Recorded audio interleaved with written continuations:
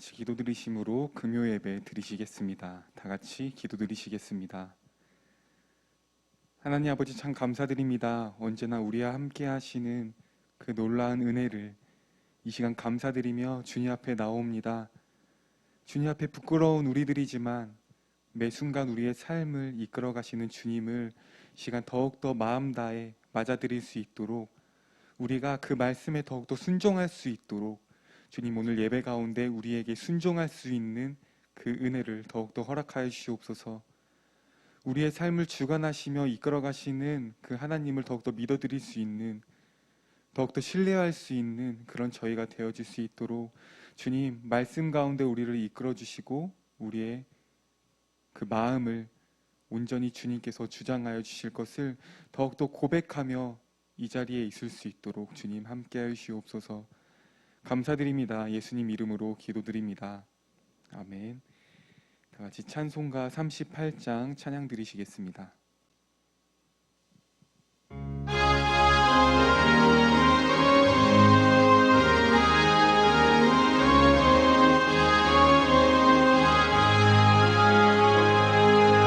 예수 우리 왕이여 이곳에 오셔서 우리가 함께 드리는 영광을 받아주소서. 우리는 주님의 백성, 주님은 우리 왕이라.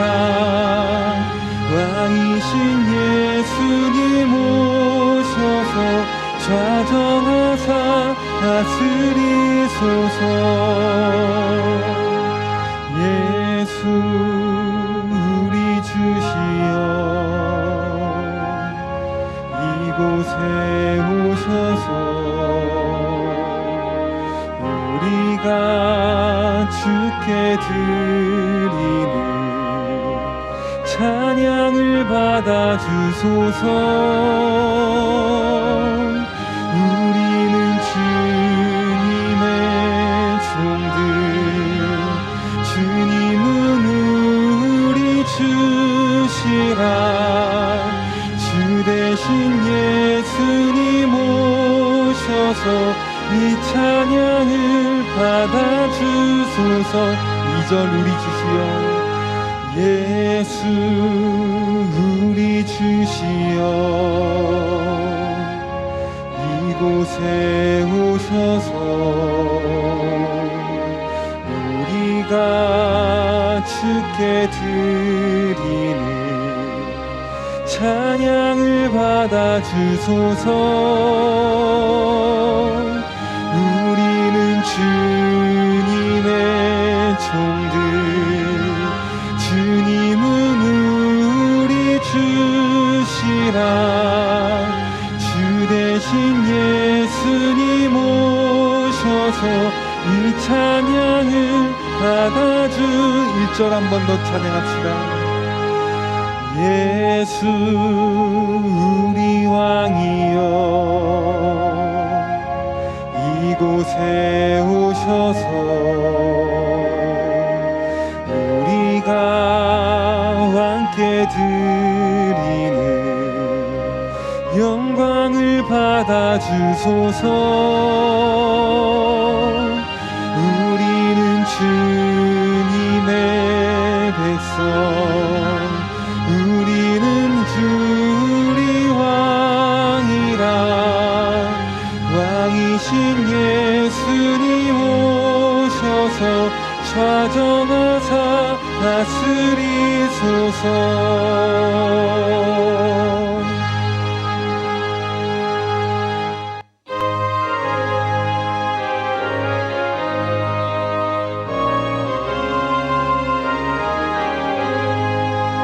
나는 갈 길 모르니 주여 인도하소서.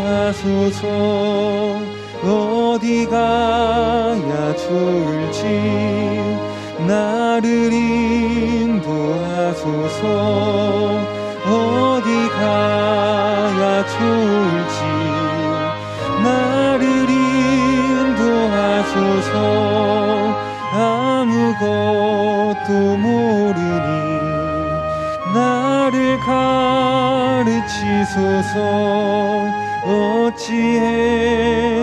좋을지 나를 가르치소서. 어찌해야 좋을지 나를 가르치소서. 아이같이 어리니 나를 도와주소서. 힘도 없고 약하니 나를 도와주소서. 힘도 없고 약하니 나를 도와주소서. 마음심이 슬프니 나를 위로하소서. 의지 없이 다니니 나를 위로하소서. 의지 없이 다니니. 이 시간 1절부터 한 번 더 고백합시다. 나는 갈 길 모르니 나는 갈 길 모르니 주여 인도하소서. 어디 가야 좋을지 나를 인도하소서. 어디 가야 좋을지 나를 인도하소서. 아무것도 모르니 나를 가르치소서. 어찌해야 좋을지 나를 가르치소서. 어찌해야 좋을지 나를 가르치소서. 아이같이 어리니 나를 도와주소서. 힘도 없고 약하니 나를 도와주소서. 힘도 없고 약하니 나를 마음심이 슬프니 나를 위로하소서.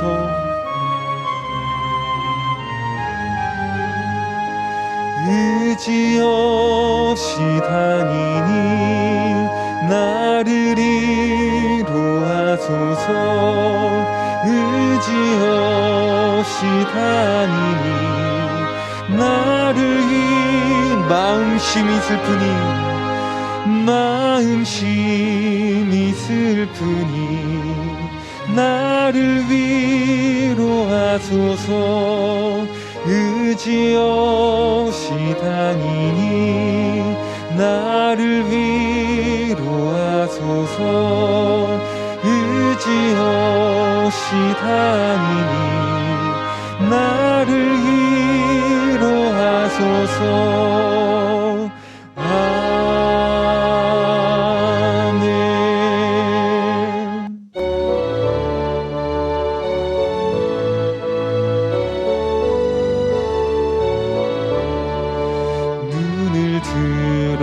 산을 보니 도움 어디서 오나. 천지 지은 주 하나님 나를 도와주시네.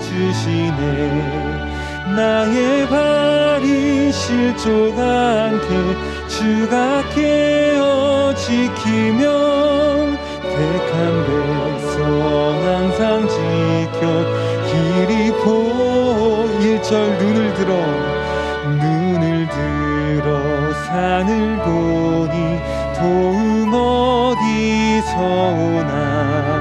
천지 지은 주 하나님 나를 도와주시네.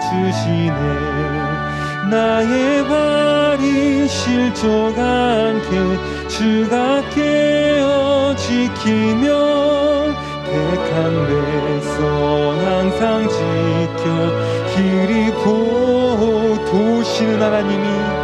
도우시는 하나님이 내게 그늘 되시니 낮의 해와 밤의 달이 너를 상치 않겠네.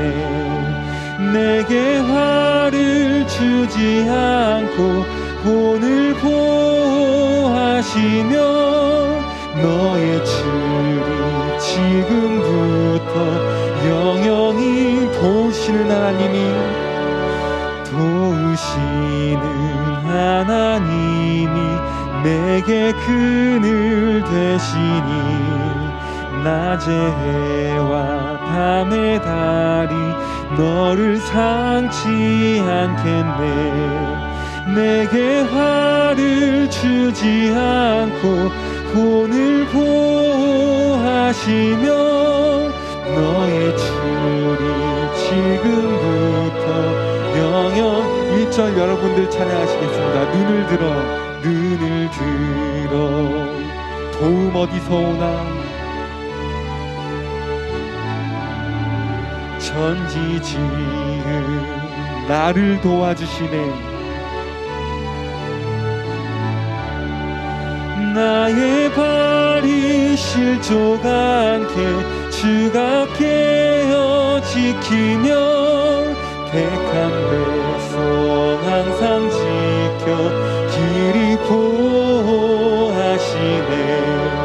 도우시는 하나님이 내게 그늘 낮의 해와 밤의 달이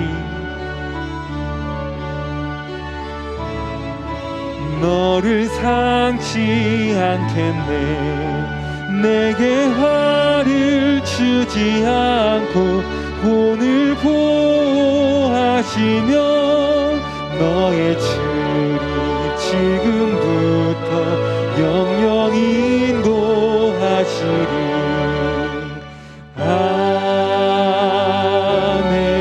아멘. 아멘.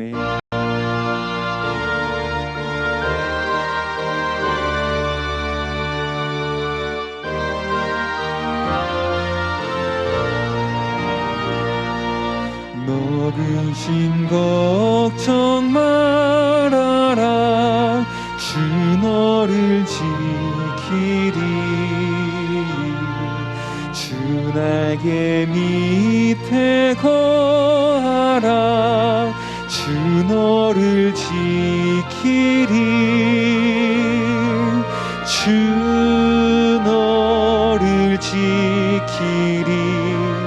아무 때나 어디서나 주 너를 지키리. 늘 지켜주시리. 어려워 낙심될 때에 주 너를 지키리. 위험한 일을 당할 때 주 너를 지키리. 주 너를 지키리. 아무 때나 어디서나 주 너를 지키리. 늘 지켜주시리. 너 쓸 것 미리 하시고 주 너를 지키리. 구하는 것을 주시며 주 너를 지키리. 주 너를 지키리. 아무 때나 어디서나 주 너를 지키리. 늘 지켜주시리. 어려운 시험 당해도 주 너를 지키리. 구주의 품에 거하라.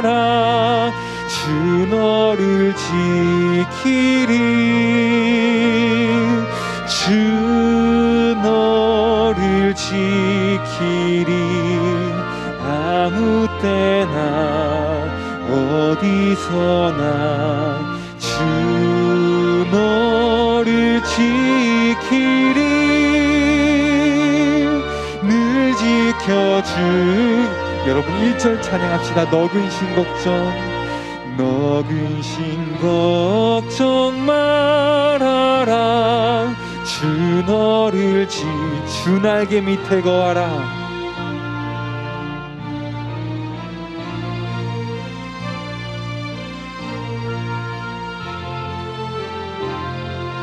아멘. 주 너를 지키리.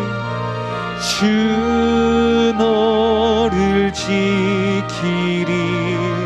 아무 때나 어디서나 주 너를 지키리. 늘 지켜주시리. 어려워 낙심될 때에 주 너를 지키리. 위험한 일을 당할 때 주 너를 지키리. 주 너를 지키리. 아무 때나 어디서나 아무 때나 어디서나 주 너를 지키리. 늘 지켜주. 널 쓸 것 미리 하시고 너 쓸 것 미리 하시고 주 너를 지키리. 구하는 것을 주시며 주 너를 지키리.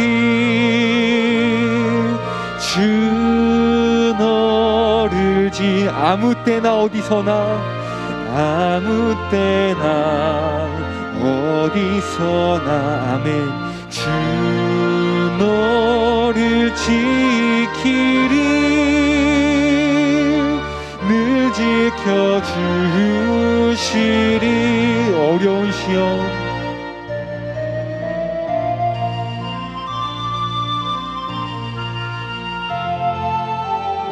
구주의 품에 거하라.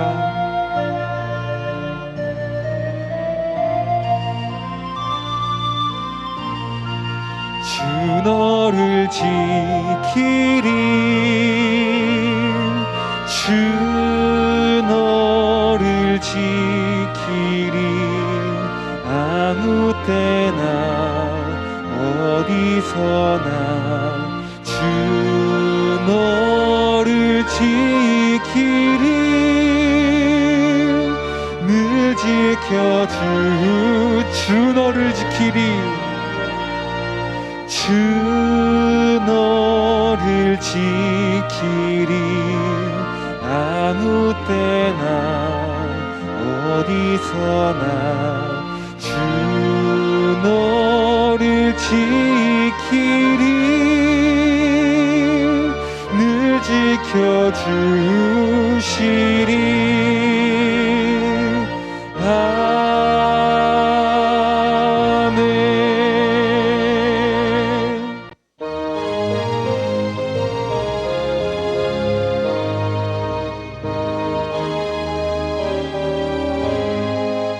갈 길 멀고 밤은 깊은데 빛 대신 주 저 본향 집을 향해 가는 길 비추소서. 내 가는 길 다 알지 못하나 한 걸음씩 늘 인도하소서. 이전에 방탕하게 지낼 때 교만하여 남대로 고집하던 이 죄인 사하소서. 내 지은 죄 다 기억 마시고 주 뜻대로 늘 주장하소서. 이전에 나를 인도하신 주 장래에도 내 앞에 험산 중령 만날 때 도우소서. 밤 지나고 저 밝은 아침에 기쁨으로 내 주를 1절부터 한 번 더 찬양합시다. 내 갈 길 멀고 밤은 깊은데 빛 되신 주 저 본향집을 향해 가는 길 비추소서. 내 가는 길 다 알지 못하나 한 걸음씩 늘 인도하. 1절 한 번 더 고백합시다. 내 갈 길 멀고 밤은 깊은데 빛 되신 주 저 본향집을 향해 가는 길 비추소서. 내 가는 길 다 알지 못하나 한 걸음씩 늘 인도하소서. 이전에 방탕하게 지낼 때 교만하여 맘대로 고집하던 이제임 사소서. 내 지은 죄 다 기억나시고 주 뜻대로 늘 주장하소서. 이전에 나를 인도하신 주 장래에도 내 앞에 험산 중령 만날 때 도우소서. 밤 지나고 저 밝은 아침에 기쁨으로 내 주를 만나리.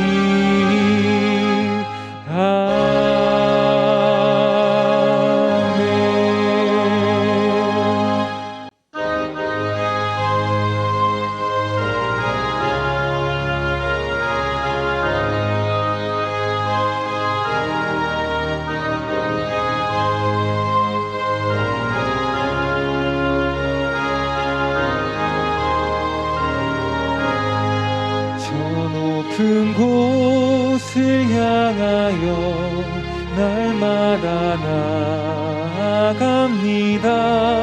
내 뜻과 정성 모아서 날마다 기도합니다.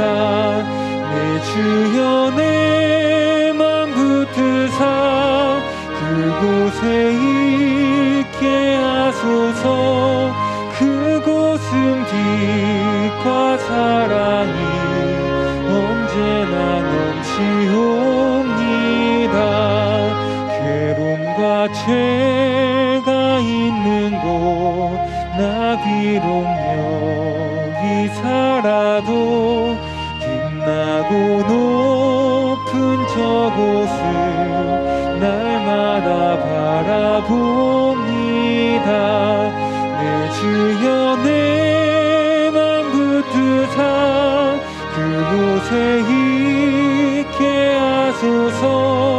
그곳은 빛과 사랑이 언제나 넘치옵니다.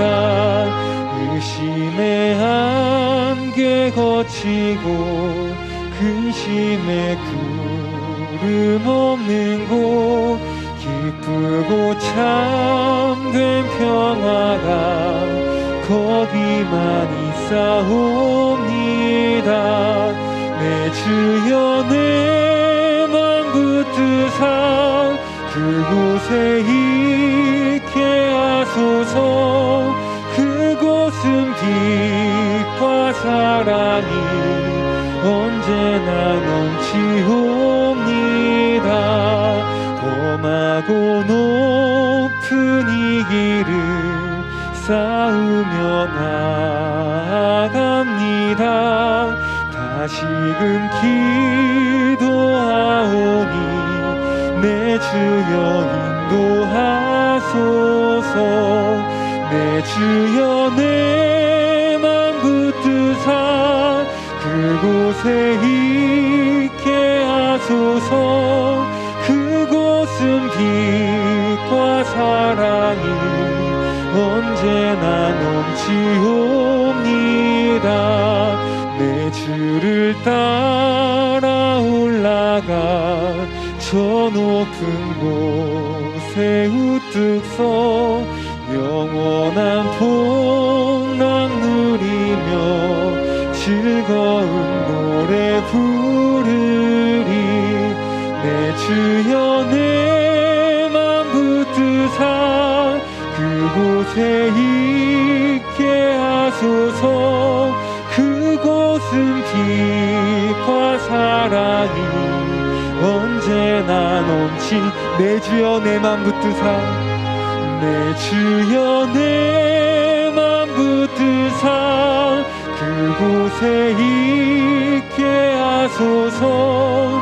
그곳은 빛과 사랑이 언제나 5절 내 주를 따라 올라가 내 주를 따라 올라가 저 높은 곳에 우뚝 서 영원한 복락 누리며 즐거운 노래 부르리.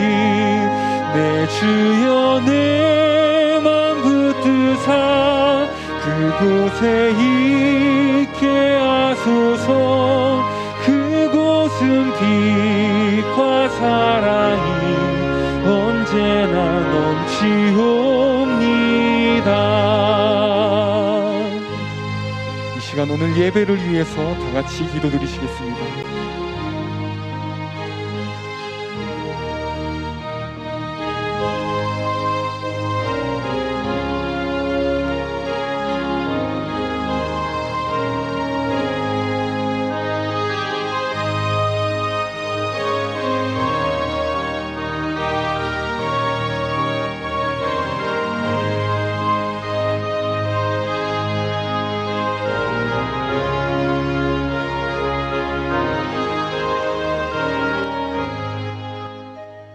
하나님 감사합니다. 하나님 예배할 수 있는 귀한 시간 주심을 감사합니다.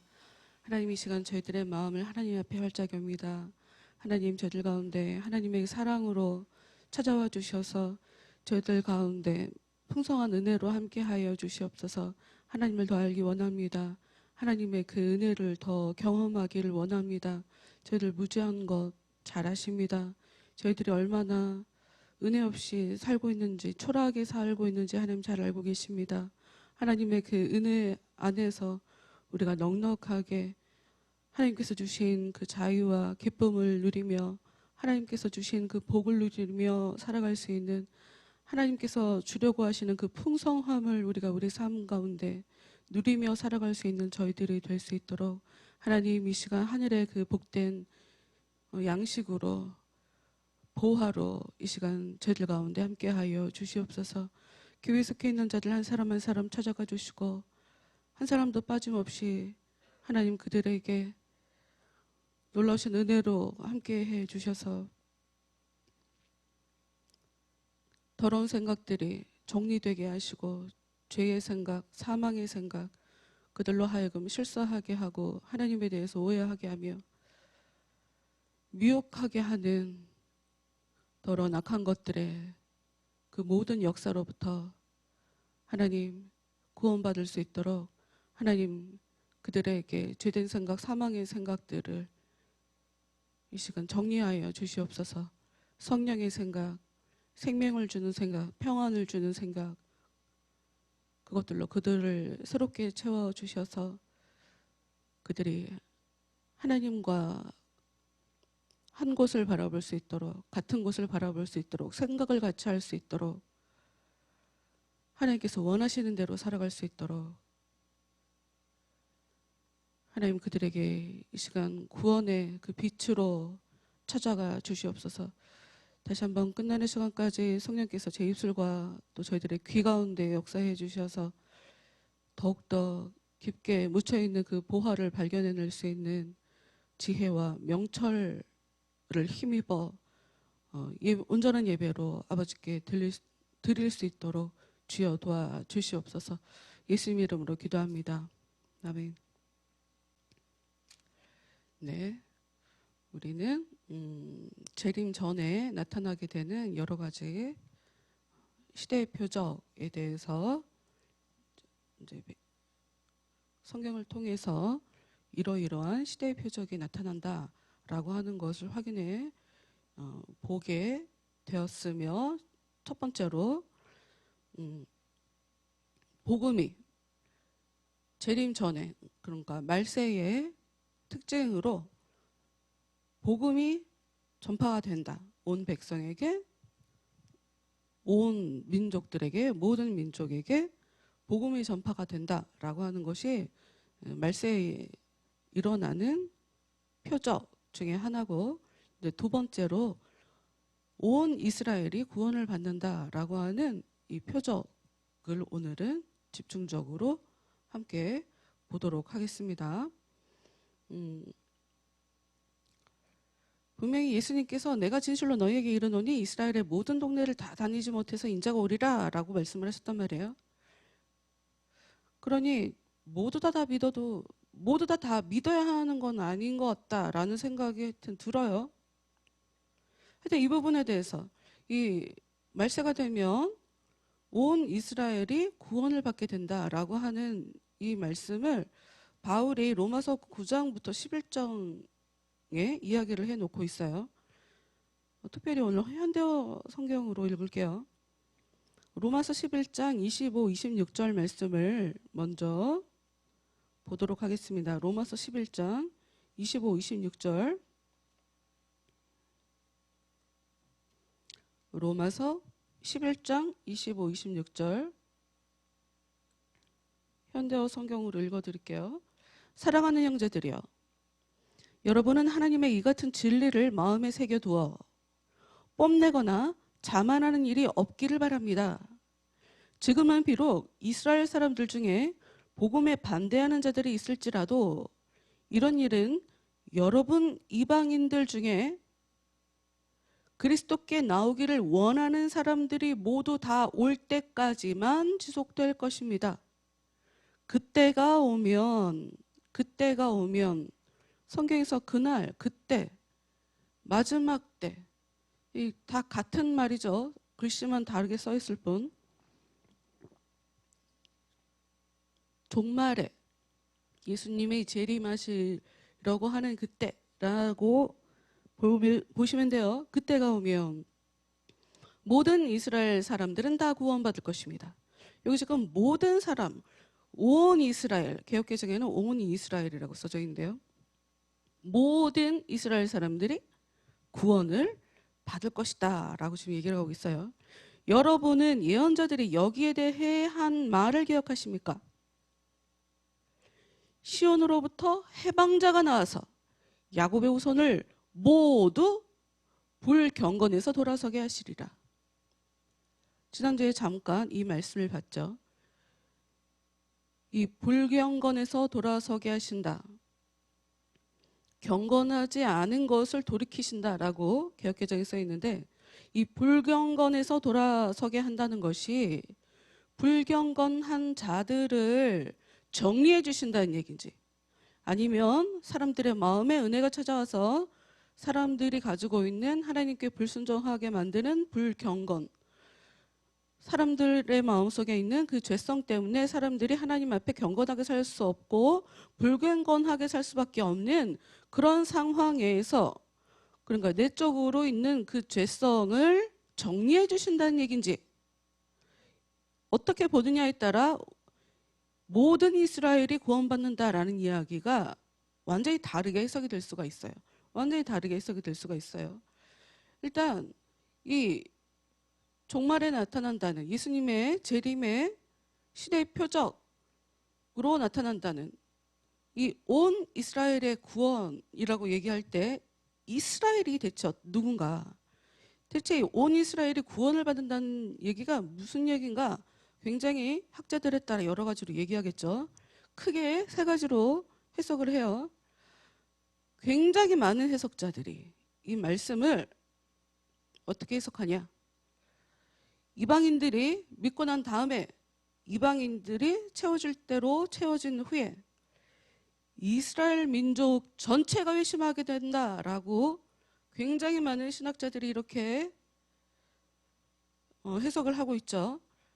몇 번 말씀드렸지만 세대주의, 정말 세대주의 전천년설, 이 단어가 익숙한 분도 있고 익숙하지 않은 분들도 있을 텐데, 뭐 열방이란 단어를 되게 좋아하면서 이스라엘을 하나님께 돌아오게 해야 된다고 이렇게 무브먼트하는 그 예수 운동을 하는 그런 단체들이 우리나라 안에도 굉장히 많아요.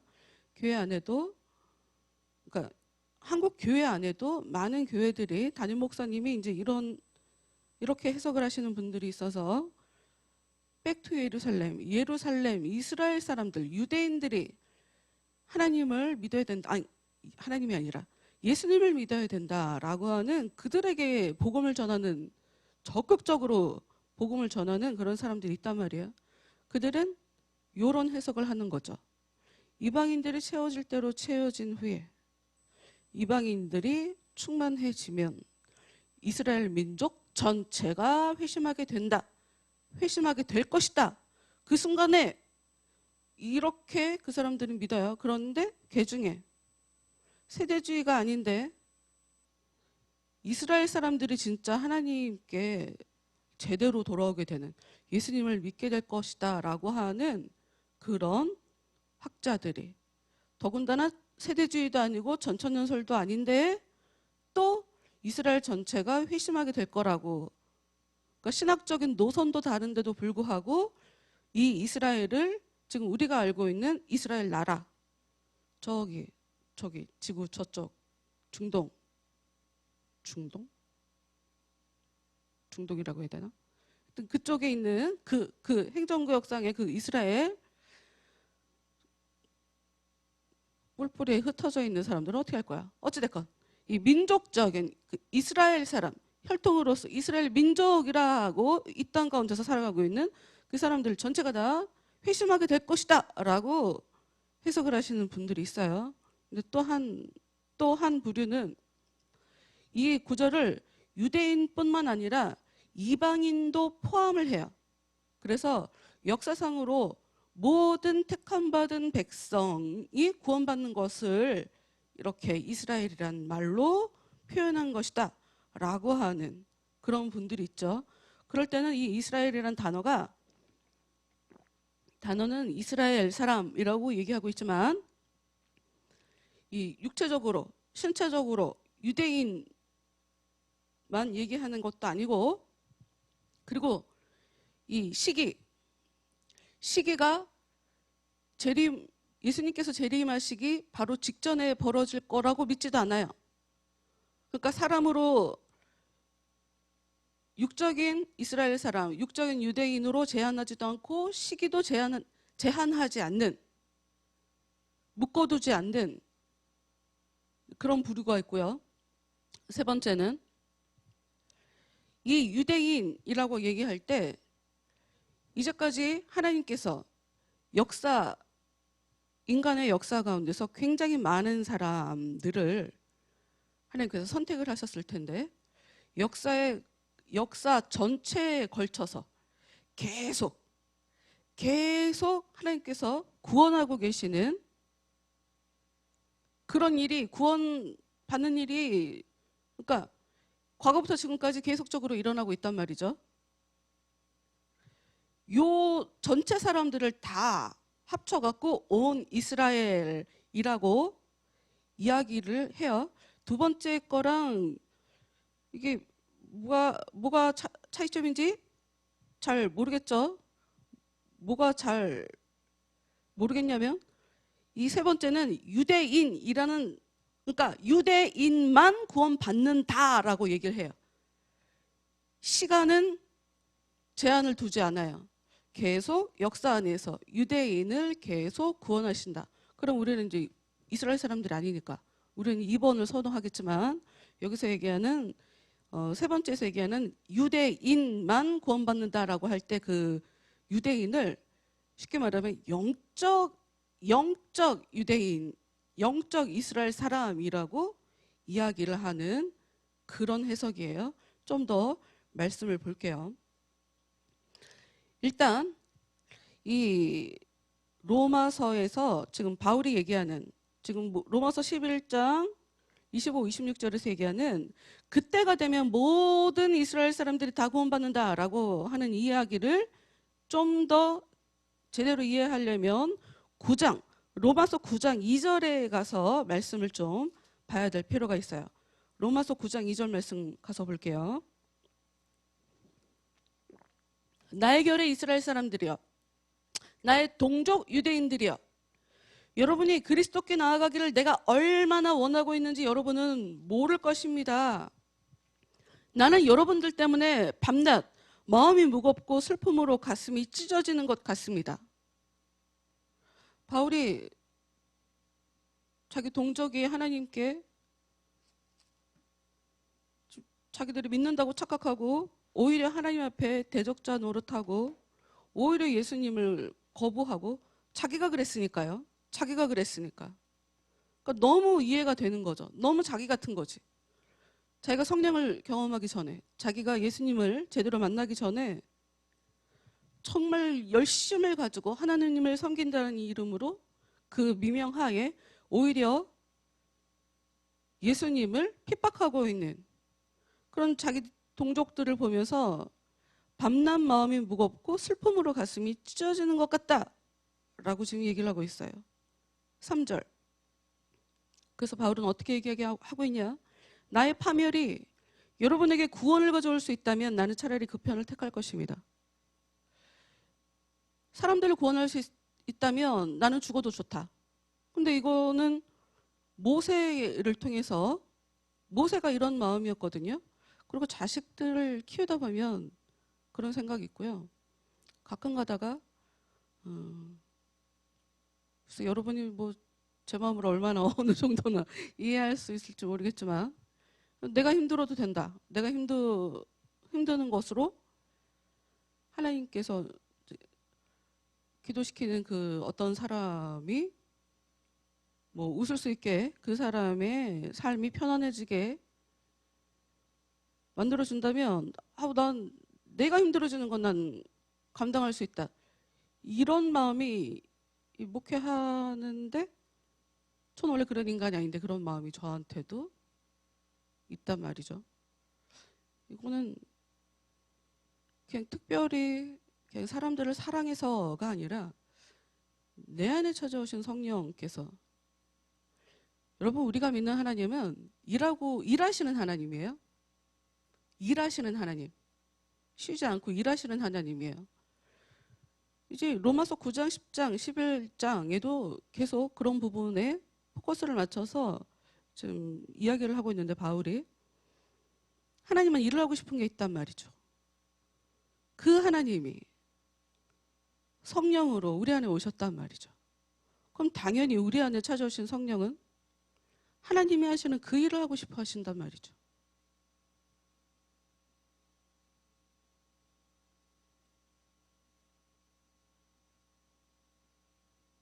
예수님도 사람들을 살리기 위해서 십자가에 돌아가셨죠. 똑같은 모습이죠, 지금. 4절 말씀 봅시다. 하나님께서는 여러분에게 많은 것을 주셨습니다. 그러나 여러분은 아직도 하나님의 명령을 들으려고 하지 않습니다. 하나님께서는 여러분을 특별한 백성으로 선민으로 삼으셔서 영광의 광채가 가득한 구름으로 인도하시고 또 얼마나 여러분에게 복을 주고 싶어 하시는가를 말씀해 주셨습니다. 여러분, 제가 겪은 하나님도 이래요. 그러니까 제가 이렇게 말씀을 전하면서 사람들을 대하면서 되게 안타까움을 느낄 때가 뭐냐면, 저도 바닥까지 내려가 본 사람이, 굉장히 힘들어 본 사람이에요. 아는 사람은 알고 모르는 사람은 모르지만 저도 먹을 게 없어서 울어봤고, 나만 못 먹어서 울어봤고, 방학식 하는 날, 겨울방학식 하는 날 너무 얇게 입어서 추워서, 그리고 발이 시려워서 막 진짜 펑펑 울면서 집에 돌아간 그런 적도 있어요. 저도 굉장히 많이 힘들어 봤어요. 그리고 이제 좀 나아지는 삶이 나아지는 것 같았는데 갑자기 또 아버지가 돌아가시면서 정말 굉장히 힘들어졌죠. 근데 그러고 나서 제가 주님을 경험하고 나서 삶이 완전히, 정말 완전히 바뀌었단 말이에요. 근데 지금 바울이 딱 이런 심정이죠. 하나님이 와, 정말 복이라는 걸 주고 싶어 하시는구나를 은혜를 겪고 나니까 알게 된다는 거예요. 그래서 힘들어 하시는 분들 보면 좀 말 좀 잘 듣지, 하나님 말씀대로 좀 살지, 이런 안타까움이 진짜 많아요. 하나님은 하나님 귀하게 여기면 하나님도 그 사람을 귀하게 여기시는데 왜 자꾸 엉뚱한 데 가고 방황하고 헤매는 걸까? 참 안타까워요, 그 사람들 보면서. 그리고 진짜 속 터지고, 그리고 됐다고 다른 데 가서 뭐 머리 굴리면서 누가 나한테 힘을 줄까? 누가 나를 도와줄까? 누가 나를 행복하게 해줄까? 그거 다 쓸데없고 그냥 하나님 앞에 나와서 그냥 엎드리고 그냥 주님만 제대로, 그 은혜만 제대로 경험하게 되면 뭐라 그래, 도깨비방망이처럼 모든 게 다 해결이 될 텐데, 뭐 비굴하게 살 필요도 없고 머리 굴릴 필요도 없고 쓸데없이 힘쓰고 애쓰고 뭐 어떻게 하면 막 돈을 벌어볼까, 어떻게 하면 성공해볼까, 뭐 이런 거 안 해도 되니까 그냥 하나님 앞에 나와서 진짜 하나님만 제대로 좀 믿어라. 막 이게 막 속에서 막, 이게 나는 너무 얘기하고 싶은데 사람들은 받아들이지 않으니까 막 정말 열통 터진단 말이죠. 지금 바울이 그런 얘기를 하고 있는 거예요. 하나님은 여러분에게 이제까지, 여러분을, 이스라엘 백성들이죠, 유대인들이죠, 우리 유대인들을 특별한 백성으로 만들어 주셨고 선민으로 삼아 주셨고 다른 나라의 그 어떤 나라보다 먼저 하나님이 나타나셔서 하나님의 백성으로 만들어 주셨고, 내가 복을 줄 거니까 내가 원하는 이 율법대로 살아 라고 얘기를 했어도 여러분들은 아직도 하나님의 명령을 들으려고 하지 않는다 라고 얘기를 하고 있어요. 좀 더 4절 말씀 더 읽을게요. 하나님께서는 여러분이 살아가는 데 필요한 여러 규칙들을 주심으로써 여러분에게 원하시는 것이 무엇인지 알 수 있게 하셨습니다. 여러분, 하나님께서 주신 이 말씀, 성경 말씀을 통해서 하나님이 무엇을 싫어하시는지, 뭘 좋아하시는지 그것만 보면 알 수 있거든요. 여러분, 우리 찬양하는 거 있잖아요. 나 주님의 기쁨 되기 원하네. 나 주님의 기쁨 되기 원하네. 그 찬양을 우리가 왜 할까요? 그래요. 교회에 나오는 사람은 1차적으로 하나님이 복을 주신다고 하니까 교회에 나오는 게 맞아요. 뭐 복만을 바라보는 그런 순수하지 않은 마음은 그냥 거론할 필요가 없으니까 아예 그냥 제껴두고. 근데 뭐냐면 성경을 봐야 어떻게 복을 받는 건지를 알 수가 있거든요. 근데 성경 말씀에 대해서 별 관심이 없죠. 그리고 그럼 설교라도 잘 들어야 되는데 예배의 자리에 잘 나오지 않죠. 그럼 대체 복은 어떻게 받겠다는 건지 정말 참 알기가 어려워요. 하나님께서는 또 여러분에게 하나님을 예배하게 하시고 위대한 약속을 주셨습니다. 5절. 하나님께서는 여러분에게는 하나님을 섬긴 위대한 믿음의 조상이 있습니다. 육신으로 말한다면 그리스도께서도 여러분의 동족인 이스라엘 사람이었습니다. 모든 것을 다스리시는 하나님을 영원히 찬양합시다. 아멘. 그런데 6절 말씀 봅시다. 나는 하나님께서 약속을 지키시지 않았다는 말을 하려는 것이 아닙니다. 이스라엘 사람으로 태어났다고 해서 모두가 이스라엘 사람은 아닙니다. 지금 앞에 이스라엘이란 얘기는 육적인 이스라엘 사람을 얘기하는 거겠죠. 그럼 그 뒤에 이스라엘 사람으로 태어났는데 모두가 이스라엘 사람은 아니다 라고 얘기하는 모든 이스라엘 사람들이 구원받는다라고 하는 이 이야기, 모두가 이스라엘이라고 할 때 이 이스라엘은 그럼 당연히 육적인 이스라엘 사람을 얘기하는 건 아닐 거예요. 이스라엘 사람이 육신이 이스라엘 사람이라고 모두가 이스라엘 사람은 아니라고 얘기를 한다는 이야기는 이 이스라엘이란 단어 안에 육적인 것을 넘어서 혈통을 넘어서 그 무엇인가 하나님께서 적용시키는 그 기준이라는 게 있다는 얘기예요. 7절. 우리는 11장 얘기에는 온 이스라엘이 구원받는다라고 하는 이야기를 그 답을 찾아가려고 하고 있어요. 7절.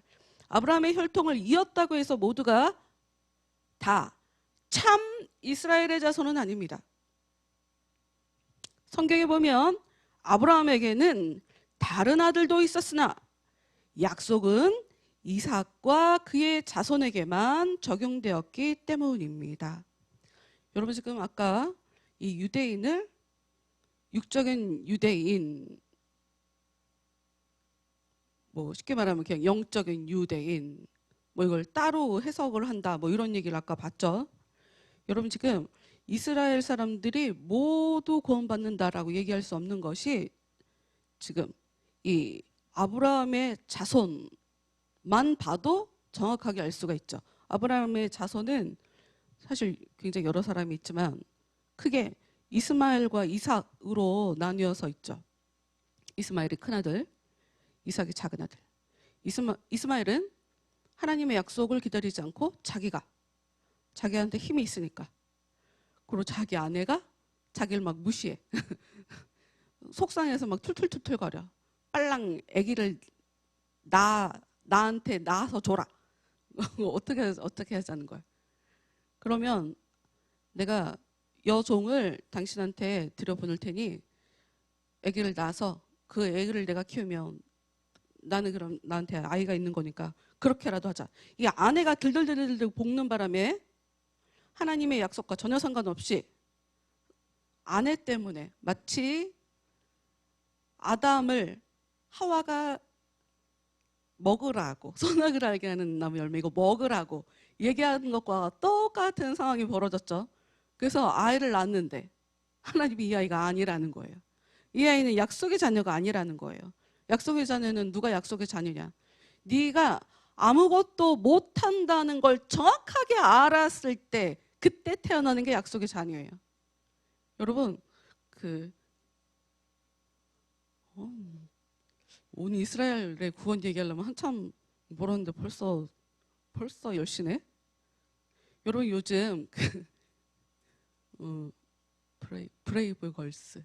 브레이브걸스라고 아는지 모르겠어요. 4년인지 5년인지 6년인지 하여튼 갑자기 역주행이 벌어지면서 늦게 갑자기 스타가 됐어요.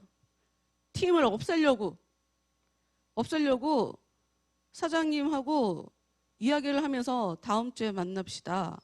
그래 다음 주에 만나서 얘기하자 라고 했는데 그날 저녁에 일이 벌어져 갖고 갑자기 유튜브에 대박이 터지면서 이 사람들이 완전히 그냥 하루에 3시간 4시간 뭐 이 정도밖에 못 자면서 지금 일을 하고 있더라고요. 근데 우리한테 그 사람들 있잖아요. 요런 아이들, 그러니까 요 걸그룹과 비슷한 걸그룹이 몇 년 전에 또 하나 있었어요. EXID 맞나? 맞죠? 위, 아래. 아, 나 진짜 너무 선정적이야. 군인들 완전 좋아하긴 하겠죠.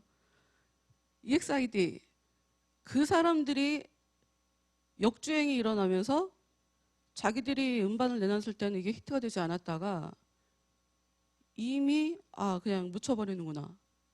이 사람들도 이제 그만두려고 내려놨다는 거예요. 근데 내려놨는데 갑자기 스타가 된 거죠, 어느 날. 지금 이 두 그룹 다 이 사람들이 뭘 했냐? 내려놨어요. 굉장히 많은 사람들이 그런 얘기를 해요. 결혼을 했는데 결혼해서 아기 못 갖는 가정들이 사실 굉장히 많아요, 우리나라에. 근데 아기를 가지려고 그렇게 힘쓰고 애쓰고 했는데도 아기가 안 생겨. 정말 긴 시간. 뭐 이걸 해보고 저걸 해보고 아무리 노력을 해도 안 돼. 근데 포기했는데 아기가 생기는 경우 있어요. 뭐 굉장히 많은 사람들이 이런 일을 겪죠. 그거를 보통 우리가 내려놓음이라고 얘기해요. 내려놓음. 이 내려놓음이 뭐냐? 내가 다 할 거 해봤는데 안 되더라. 이제는 하나님밖에 내가 믿을 데가 없다. 라고 하는 그때 하나님께서 역사하시는 거죠. 마치 나사로가 부활할 때, 죽었다가 다시 살아날 때,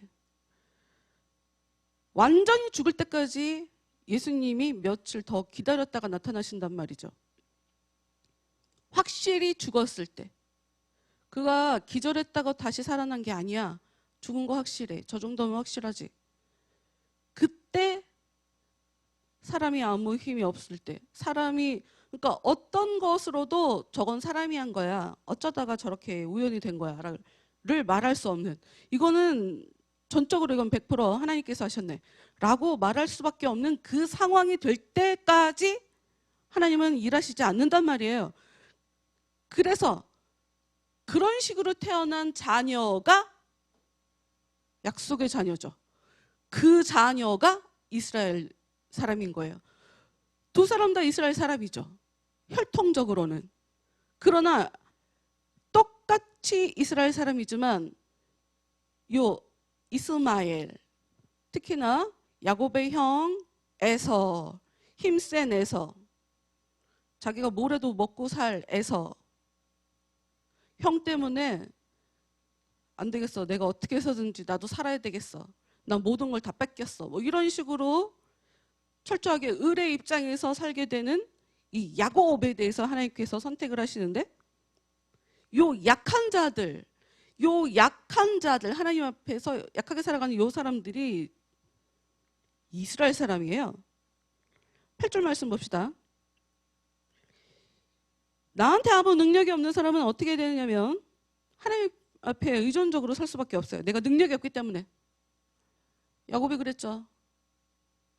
제가 어떻게든 형한테 도망 나가서 죽을까 봐 살아보려고 아내도 여럿 얻고 자식도 많이 낳고 재산도 많이 가지고 왔는데 다시 내가 고향으로 원점으로 돌아보니 형이 저렇게 힘이 세니까 그동안 내가 버른 것도 자식들도 아내도 다 의미 없다를 깨닫게 된 거예요. 그때 그가 하나님께 기도하죠. 하나님밖에 없다고. 하나님이 나를 살려준다고 얘기하지 않으면 그 얘기하기 전까지는 난 하나님 잡은 이 손 놓지 않는다고. 나한테 정말 능력이 없다. 내가 수단과 방법을 가리지 않고 정말 가져봤는데 이게 다 쓸모없다라는 걸 깨달아서 진짜 내가 능력이 없다라고 생각하면 이 사람들은 하나님을 의지할 수밖에 없어요. 즉 믿을 수밖에 없죠. 8절. 아브라함의 자손이면 다 하나님의 자녀인 것이 아니라 하나님께서 아브라함에게 내리신 구원의 약속을 믿는 사람만이 하나님의 자녀입니다. 일찍이 하나님께서는 아브라함에게 내년에 내가 너와 사라에게 아들을 주겠다고 약속하셨습니다. 뭔가 뭐 중요한 거 다 똑똑똑똑 떼어놓고 중간만 이렇게 톡 갖고 와서 이렇게 써놓은 것 같아서 모르는 사람이 읽으면 이 이야기가 되게 어렵지만 일찍이 하나님께서는 99세 된 아브라함, 여러분 어떻게 100세 된 할아버지가 아기를 낳아요? 말도 안 되지. 그런데 정말 소망이 없는, 아내도 90세라 아기를 낳을 수 없는 할머니라, 그 사람에게 약속을 먼저 주시는 거예요. 아기를 그냥 주시는 게 아니라 약속을 먼저 주시는 거라고요. 내년에 주겠다. 약속을 먼저 주셨다고요. 그러면 믿을 수밖에 없죠. 믿음이라는 건 여러분 우리가 믿으려고 해서 믿는 게 아니에요. 은혜가 내 안에서 역사해 주셔야지. 아, 왠지 믿어져. 모르겠는데 믿어져. 이게 믿어지는 거죠. 10절. 그로부터 수년이 지나고 이 아들 이삭이 성장하여, 수년만 지나가겠어요? 수십 년이 지나갔죠. 이삭이 한 40 넘어갔고 아기를 낳으니까. 그로부터 수년이 지나고 이 아들 이삭이 성장하여 결혼하였습니다. 그의 아내 리브가가 쌍둥이를 낳을 무렵, 이때도 앞으로 어떤 일이 벌어질지 하나님이 먼저 약속의 말씀을, 이 일이 일어나기 전에, 보이는 이 일이 일어나기 전에 약속의 말씀을 먼저 주시죠. 어떻게? 11절. 하나님께서는 리브가에게 쌍둥이 형제 중에서 먼저 태어나는 아들 에서가 동생 야곱을 섬기게 될 것이라고 말씀하셨습니다. 12절 읽어봅시다. 그것은 나는 너희 조상 야곱만을 사랑한다라고 기록된 성경 말씀대로입니다. 하나님께서 난 내 마음대로 사랑한다. 난 사랑할 자를 사랑해. 난 에서를 사랑하지 않고 야곱을 사랑해 라고 하신 말씀이 있어요. 이제 그 말씀을 얘기하고 있는 거예요. 하나님께서는 이 말씀을 아이들이 태어나기 전, 이게 중요해요. 그러니까 그들이 아직 아무 선한 일도 악한 일도 행하기 전에, 아무 일도 일어나기 전에 약속이 먼저 오죠. 약속이 먼저. 그러니까 약속이 먼저 오면서 나는 그걸 해야 되는지도 모르겠고, 그걸 지금 하라는 얘기인가도 모르겠고, 어찌됐건 하나님의 약속이 먼저 오면서 내가 그렇게 살게 되는 건가? 아무 일도 안 벌어졌으니 내 안에 지금 쌍둥이가 있는데 왜 큰 애가 작은 애를 섬긴다고 하는 거지? 몰라요. 더군다나 쌍둥이의 아버지 이삭은 큰아들을 더 사랑했어요. 그리고 자기가 큰아들에게 축복을 해주려고 얘기했단 말이죠. 아무 일도 안 일어났어. 그러기 전에, 아이들이 태어나기 전에 약속의 말씀이 먼저 왔고, 근데 태어났는데 아버지는 하나님의 계획이 어떠냐는 그것과 별개로 큰아들이 더 마음에 들거든요. 그래서 큰아들한테 복을 주려고 했죠. 그런데 어찌된 일인지 작은 아들이 큰아들인 줄 알고 복을 내리게 되는. 여러분, 그러면 우리는 여러분, 우리가 기독교 안에 그런 질문들 많이 해요. 예수님을 믿어야 구원을 받는다라고 우리가 얘기를 하니까, 그러면 예수님 믿기 전에 태어난 우리나라 조선시대 그 이전에 사람들은 어떻게 되는 겁니까? 이런 얘기 진짜 많이 하거든요. 이런 질문 여러분 스스로가 해본 적이 있을 거예요. 궁금했을 거예요. 저도 상당히 긴 시간 동안 이런 궁금증을 갖고 있었어요. 정말 상당히 긴 시간 동안. 그런데 누구한테 물어볼 생각을 못했어요. 왜 그랬는지 모르겠어. 왜냐하면 교회 안에서 이런 거 물어보면 뭔가 딴지 거는 사람 같은. 그래서 예전에, 나 지금도 기억하는데, 우리 김윤주 전사랑 나랑 이제 어떤 교회 청년부 예배를 수련회를 섬겨주러 간 적이 있었거든요. 근데 성격 검사를 해갖고 이제 성향에 따라 이렇게 나뉘었죠. 근데 김윤주는 처호 쪽 사람 많은데 이렇게 포함되어 있는 거야. 근데 나는 어떤 사람이랑 나랑 둘밖에 없어요. 성격 유형이 뭐야 이거. 그랬더니 우리 두 사람 이렇게 손 들으라고 하더니, 저 사람들은 교회 안에서 가장 살아남기 힘든 유형이라고 얘기를 하는 거예요. 왜냐하면 자꾸 분석을 하니까 이 사람들은 궁금해서 물어보는 건데, 사람들은 너 쓸데없이 그런 얘기 왜 자꾸 물어봐? 너 믿음이 없어. 너 분란을 일으키려고 해? 너 왜 자꾸 시끄럽게 그런 식으로 오해받기 좋은 인간 유형이라고 그때 얘기를 하더라고요. 근데 글쎄 내가 그걸 알아서 그런가? 내가 이렇게 이런 걸 질문을 하면 상대방이 좀 나를 하나님을 믿지 않는 사람이라고 오해할 수도 있어. 내가 예수님을 믿지 않는 사람이라고 오해할 수도 있어. 내가 이래서 못 물어봤나? 하여튼 그건 잘 모르겠지만 정말 긴 시간 동안 저도 이런 고민을 진짜 많이 해봤단 말이죠. 근데 그때 알았어요. 어느 날 갑자기 알았어. 뭐냐면 와, 나 진짜 배부른 얘기하고 있네. 나 살려주신 것만 해도 할렐루야지. 무슨 부당해 부당하긴. 뭐가 억울해. 조선시대 이전에 태어난 사람은 억울해서 어떡하나요? 내가 남의 문제까지 무슨 남의 억울함까지 무슨 내가 책임지고 있어. 정신 바짝 차리고 내 길 가기도 힘든데 내 길 가는 것도 중요한데 와 이게 굉장히 바보 같은 생각이라는 걸 알게 됐어요. 하나님은 나라는 인간도 버려도 상관없는 거예요. 지금 하나님은 야곱을 사랑하면서 에서를 버렸단 말이에요. 나도 에서가 될 수 있다고.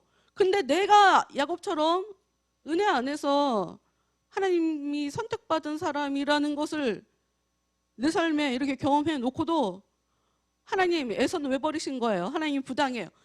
내가 이렇게 얘기하는 그런 궁금증인 거죠. 그런데 13절 그러니 이것만 봐도 하나님께서는 처음부터 작정하신 것을 실행하신다는 것을 알 수 있습니다. 여러분 이게 무슨 얘기냐? 하나님은 계획부터 딱 어찌 보면 인간 입장에서는 운명론적인 거죠. 답을 딱 정해놓고 그냥 실행하시는 거예요. 하나님은 답이 먼저 있어요. 계획이 먼저 있죠. 빛이 있어라. 하나님 답이 먼저 있죠. 그러면 그 빛이 생겨나는 거죠. 넌 내 자식이야. 내 자식으로 만들어져 가는 거죠. 하나님 자식으로 만들어져 가는 거죠. 13절 더 읽어볼게요. 하나님께서는 자신이 원하시고 택하신 대로 하실 뿐 사람들의 행동을 보고 결정하지 않으십니다. 아무 일도 일어나지 않았다니까요. 아직 태어나지도 않은 아기들이에요. 근데 벌써 하나님은 선택하셨어요. 행동이 어떻든 상관없어요. 에서 입장에서 야곱이 정말 나쁜 애죠. 와, 나한테 사기쳤어. 아버지도 사기쳤어. 나인 척하면서. 사기꾼이란 말이에요. 에서 입장에서는. 그런데 하나님은 행동을 보고 결정한 게 아니라니까요. 하나님은 계획에 먼저 나와 있고 하나님의 계획에 따라 그냥 상황을 만들어 가시는 게 하나님이시니까. 14절 그러면 하나님은 불공평한 분일까요? 절대로 그렇지 않습니다. 주일날도 잠깐 얘기했지만 이번 선거에 서울시장, 부산시장 이 보궐선거에 가장 큰 쟁점, 화두, 중요한 주제가 공정의 문제였죠. 공정. 근데 주일도 잠깐 말씀드렸지만 이 공정의 문제. 분명히 우리는 공정이란 단어를 얘기하고 있지만 굉장히 많은 사람들이 이걸 공평으로 이해하고 있다. 여러분 여자도 군대 가야 된다라는 얘기를 이번 주에 굉장히 많이 나오고 있는 거 아세요?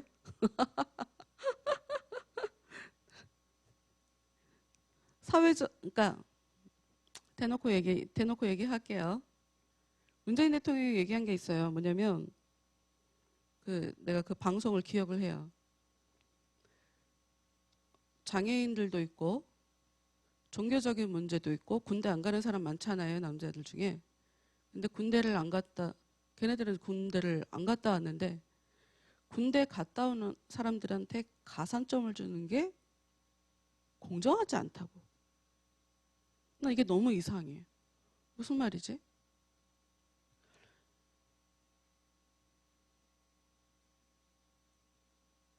근데 나 이거 얘기하면 10시 반 되겠는데? 얘기하지 말아야 되나? 여러분 우리 머릿속으로 뭐가 공평인지 뭐가 공정인지 내가 틀리게 바라보면 엉뚱한데 헛다리 짚는 게 인간이에요.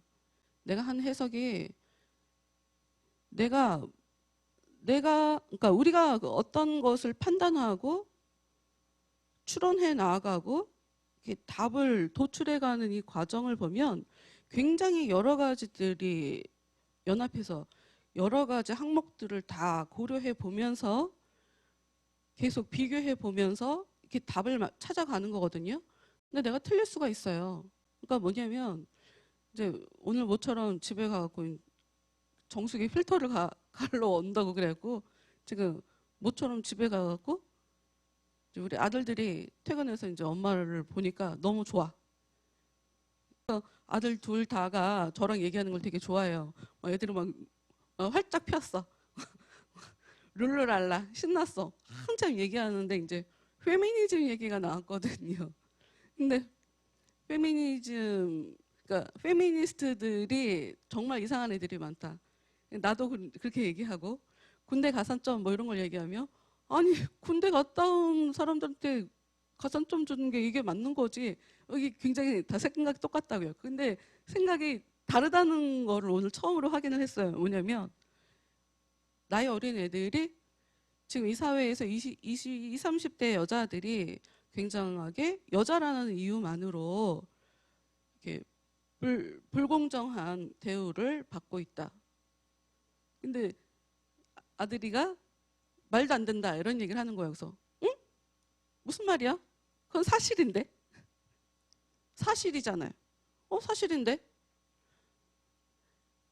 여러분, 하여튼 나 이거 얘기하면 엉뚱한 대로 이제 산으로 갈 것 같아서 여기서 얘기하고 싶은 거는 뭐냐면 우리가 생각하는 이 공정, 공평, 하나님은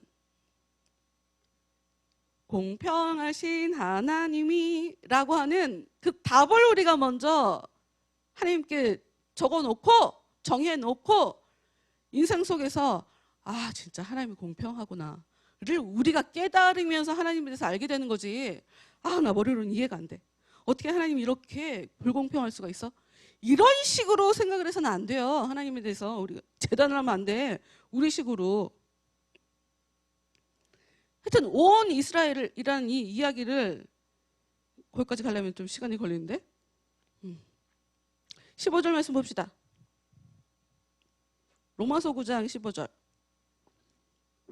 하나님은 모세에게 나는 마음에 드는 사람을 한없이 돌아보고 어여삐 여길 사람을 한없이 어여삐 여기리라 고 말씀하셨다. 여러분 제가 생각할 때 기독교가 너무 합리적이고 아우 진짜 이게 진짜 말이 되지. 어떻게 하나님이 그 능력 많은 하나님이 세상을 창조한 하나님이 모두 다 죄인이라며 죄를 졌다고 지옥에 보내? 이렇게 얘기하는 사람들도 있어요. 나는 내가 굉장히 친하게 가깝게 지내는 어떤 사람이 지옥이 없을지도 교회 다니는 사람이거든요. 교회 오래 다녔어요. 지옥이 없을지도 모른다. 어떻게 해서든지 하나님은 어떤 방법을 통해서라도 하나님을 인정하고 믿게 받아들이게 해서 천국에 데리고 갈 것이다. 교회 오래 다녔다니까요. 그렇게 생각하시는 분들이 있어요. 이런 게 사람 머릿속에 들어있을 때는 그냥 자기 혼자라고 하겠지만 이상한 종교 지도자가 목사님들이나 이런 분들이 이런 해석을 하기 시작하면 교단이라는 게 만들어져요. 제7일 안식교, 여호와의 증인 뭐 이런 거. 여러분 하나님은 뭐가 합리적인 거예요? 하나님을 사랑하는 사람을 하나님이 사랑해 주는 게 이게 합리적이죠. 하나님은 사랑이 많으셔서 모든 자에게 똑같이 은혜를 베푸신다. 저 사람은 하나님을 잘 믿으니까 저 사람에게 은혜 주겠지만 나는 되게 부족한데 이런 나에게도 하나님이 은혜를 많이 베풀어 주실 거다. 그런 거 없어요. 그런 거 없다고요. 하나님 얘기해요. 행한 대로 그 사람이 하나님 앞에 한 대로 나도 그 사람에게 똑같이 대해준다. 너무 이게 합리적이죠. 그러면 이 이야기가 여러분 뭐 이런 말씀을 보고 제가 어떤 설명을 했다고 해도 여러분은 이 순간에도 여러분이 이해하고 싶은 대로 이해해요. 여러분이 해석하고 싶은 대로 해석하기 때문에 그거를 좀 더 알기 위해서는 좀 더 읽어봐야 돼요. 16절. 하나님의 자비는 누가 그것을 얻으려 결심했다거나 노력하였다고 해서 주어지는 것이 아닙니다. 그것은 하나님께서 베풀고자 하시는 사람에게 베푸시는 것입니다. 하나님 마음이에요. 하나님 마음이라고. 저 사람은 왜 구원하지 않으세요? 하나님 마음이라고. 저 사람은 왜 버렸어요? 그것도 하나님 마음이라고. 17절. 애굽의 바로의 경우가 바로 그 한 이엘이에요. 하나님께서 바로에게 말씀하셨대요. 애굽 왕국을 그에게 주신 것은 하나님의 무서운 힘을 그에게 보여주시는 동시에 온 세상에 하나님의 영광스러운 이름이 퍼지게 하시기 위한 것이었습니다. 이렇게 하나님께서는 당신이 원하시는 대로 어떤 사람에게는 자비를 베푸시고 또 어떤 사람에게는 완고한 마음대로 버려두십니다. 우리가 생각할 때 하나님의 그 영광스러운 이름이 퍼지게 만들려면 보통 우리가 생각할 때 그러면 하나님을 잘 믿는 사람이 복을 받아서 그래서 하나님을 잘 믿으니까 복을 받았어 라고 우리가 생각하게 그게 훨씬 더 합리적인 것 같고 그게 하나님 앞에 사람들한테도 더 덕이 되는 것처럼 우리는 그렇게 생각할 수 있으나 하나님 마음대로 애굽을 선택해서 애굽을 통해 하나님의 그 무서운 힘도 보여주시고 애굽이 겪는 그 일들을 통해 온 세상이 하나님이 얼마나 대단하신 분인지를 알게 하셨다는 거죠. 실제로 이스라엘 사람들은 40년 동안 자기들이 광야를 이렇게 애굽을 나와서 광야를 돌면서 모세가 한 얘기 중에 하나님 이렇게 말을 안 듣고 불평한다고 죽여버리고 화낸다고 죽여버리고 찡찡찡찡거린다고 죽여버리시면 야 애굽에서 데리고 나와갖고 광야에서 다 죽여버리려고 끌고 나왔나 보다. 다른 나라에서 그렇게 볼 수 있어요 라고 하는 모세가 하나님께 그렇게 기도하는 장면도 있거든요. 근데 정작 여리고성에 들어가서 처음 만난 라합이라는 그 기녀, 창녀, 아무래도 무녀, 그러니까 신녀일 것으로 예측되는데 그 사람이 덜덜 떤다는 거죠. 이스라엘 자기들은 뭐 하나라도 잘못하면 하나님께서 자꾸 이렇게 일을 버리시고 혼내시고 하니까 이게 오히려 다른 사람들이 볼 때 우리 욕하겠다. 하나님이 우리 미워하는 줄 알겠다. 하나님을 오히려 무시하겠다. 이렇게 생각할 거라고 생각했지만 정작 가나안 땅에 들어가서 얘기를 들으니 그 사람들이 하나님이 이스라엘 사람들을 40년 동안 광야에서 자기들이 무슨 농사를 지어서 밥 먹은 것도 아니고 성경이 얘기하기를 뭐 신도 헤어지지 아니하고 옷도 낡지 아니하고 뭐 이런 얘기가 나오니까 그리고 뭐 손을 드니까 전쟁에서 이기고 뭐 이런 진짜 기적 같은 일을 굉장히 많이 경험했기 때문에 와 진짜 하나님이 살아있구나. 40년 동안 저 사람들을 정말 먹였구나. 저 사람들을 계속 이끌고 다녔구나. 오히려 그것 때문에 사람들이 이렇게 놀랐다는 거예요. 그렇다면 18절 말씀. 이렇게 하나님께서는 당신이 원하시는 대로 어떤 사람에게는 자비를 베푸시고 또 어떤 사람에게는 완고한 마음대로 버려두십니다. 바울의 얘기를 보면 하나님이 원하는 대로 그러니까 누구에게는 하나님을 믿지 않으려고 하면 그 마음을 그냥 냅두는데 누구에게는 하나님을 안 믿으려고 하면 그 사람 마음을 어떻게 해서든지 믿게 만들어 버리는 즉 그런 이야기를 이제 앞으로도 계속 풀어나가게 돼요. 그러면 우리 로마서 11장 11절 아니 로마서 11장 1절 말씀 봅시다. 이제 시간이 되면 다음 주에 이 뒷부분을 더 읽는 걸로 하고 로마서 11장 1절.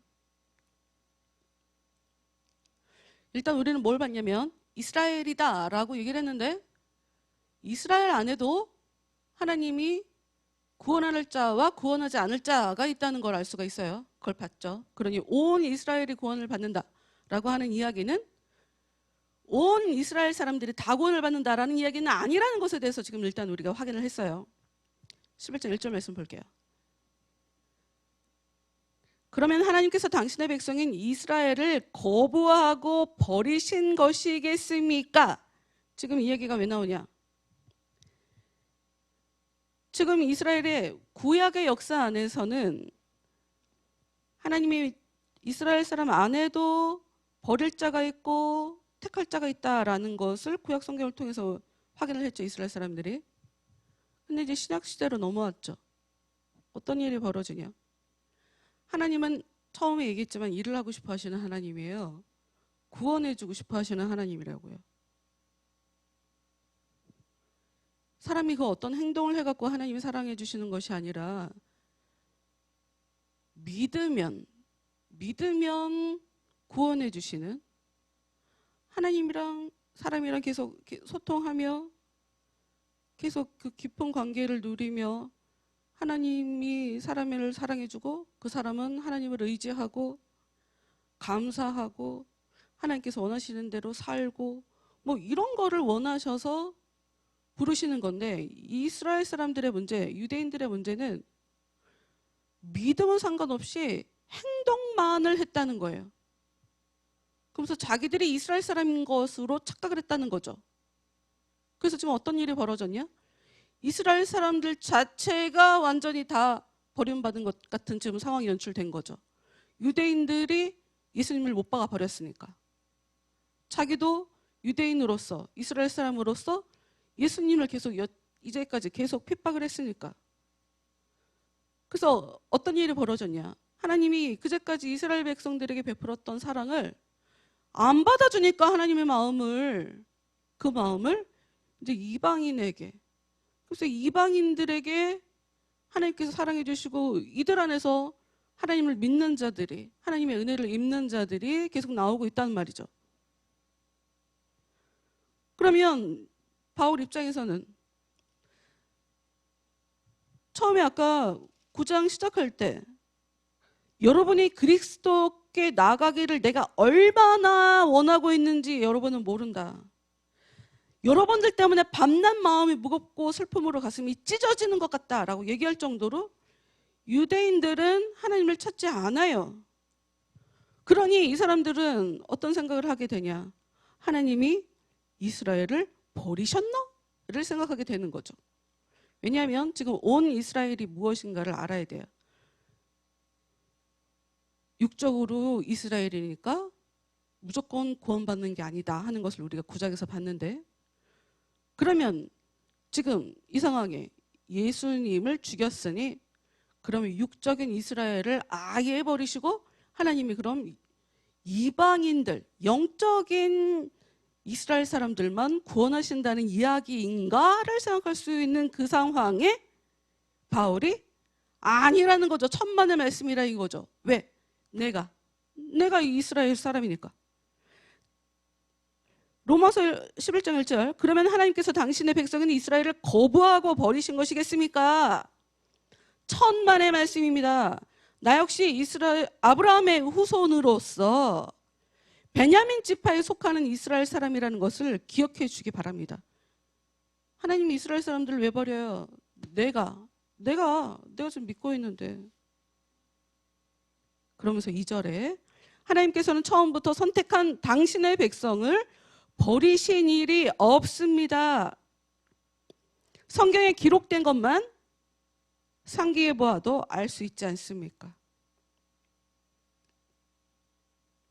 여러분, 하나님은 우리 입장에서는 하나님이 누구를 선택하셨는지 우리가 그걸 알 길이 없다 하는 게 우리한테 문제일 뿐이고, 또 성경을 보면 하나님께서 그러니까 구원할 자와 구원하지 않을 자가 나뉘어 있다라고 하는 것은 성경을 보면서 계속 우리가 알 수 있는 부분이에요. 또 하나, 하나님께서 구원하시겠다라고 정해놓으셨다면 시간이 좀 걸릴 뿐 선택한 그 사람을 버리지 않는다라고 하는 것이 성경이 우리한테 가르쳐 준다는 얘기죠. 여러분 그렇게 알아야 돼요. 뭘 알아야 되냐? 예수 믿었는데 비참하게 돌아가시는 분들 있어요? 예수님께서 선택을 하셨는데 비참하게 돌아가시는 분. 어떻게 그런 일이 벌어지나요? 우리가 그 이해하기 어렵죠? 그런 식으로 지금 하나님의 역사를 그들의 삶을 통해서 지금 보여주고 있는 거예요. 하나님이 선택을 했으나 하나님께 계속 나오지 않아요. 그러니 하나님 계속 징계하죠. 그러다가 죽게 되는. 오히려 버렸다면 자기가 원하는 대로 자기 삶이 잘 됐겠죠. 자기가 원하는 대로. 어느 누구도 삶을 살면서 행복하지 않기를 작정하고 살아가는 사람은 없어요. 근데 이 사람은 무슨 일을 해도 안 된단 말이죠. 왜? 하나님의 계획이 따로 있기 때문에. 하나님의 계획이 따로 있기 때문에 지금 곁길로 나가니 하나님께서는 계속 차단. 무슨 일을 해도 안 되게 차단을 하시죠. 그럼 이 사람은 하나님이 날 버렸구나. 아니요. 지금 하나님이 안 버렸기 때문에 삶이 지금 자꾸 무너지는 거란 말이죠. 근데 우리가 그거를 제대로 이해하기가 어렵죠. 나머지는 다음 주에 계속 이어서 하는 걸로.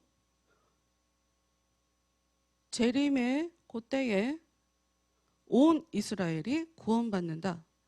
이것이 성경에서 우리에게 가르쳐주는 진리예요. 여러분 오늘 말씀을 보시면서 무엇을 깨달으셨는지 모르겠어요. 여러분 우리는 그냥 하나님을 알아가는 거예요. 하나님에 대해서 많이 아는 거 중요하죠. 많이 알수록 그것이 우리한테 힘이 되고 그게 진짜 자산이 되거든요. 영적 자산이 되기 때문이죠. 근데 문제는 다시 얘기하지만 하나님은 일하시는 하나님이에요. 그렇기 때문에 내가 하나님을 아는 지식을 믿는 데 적용하지 못한다. 한다면 아는 것은 오히려 수치거리가 될 수 있어요. 책망거리가 돼요. 몰랐으면 괜찮죠. 몰랐으면 혼내지 않아요. 근데 아는데 네가 그렇게 산다고?